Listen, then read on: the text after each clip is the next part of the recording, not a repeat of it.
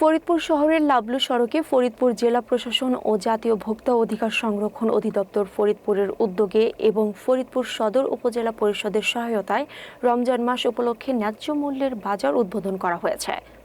রোববার সকাল 11টায় জেলা প্রশাসক মোহাম্মদ কামরুল হাসান মোল্লা বাজারটি উদ্বোধন করেন। উদ্বোধনী অনুষ্ঠানে উপস্থিত ছিলেন ফরিদপুরের পুলিশ সুপার মোহাম্মদ আব্দুল জলিল, অতিরিক্ত জেলা ম্যাজিস্ট্রেট মিন্টু বিশ্বাস, সহকারী কমিশনার ফজলে রাব্বি, উপজেলা নির্বাহী অফিসার ইশরাত জাহান, জেলা প্রাণী সম্পদ কর্মকর্তা সঞ্জীব কুমার বিশ্বাস প্রমুখ।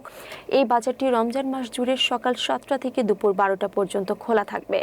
বাজারে 23টি দোকান স্থাপন করা হয়েছে, যেখানে সাধারণ জনগণ কম দামে বিভিন্ন পণ্য কিনতে পারবেন।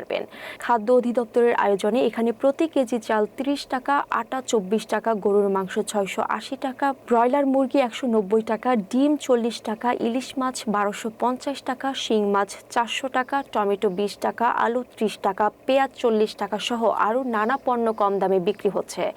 এ সময় বক্তারা বলেন, রমজান মাসে সাধারণ জনগণের স্বাচ্ছন্দ্য এবং পবিত্রতার প্রতি সম্মান জানিয়ে এই বাজারটি প্রতিষ্ঠিত করা হয়েছে।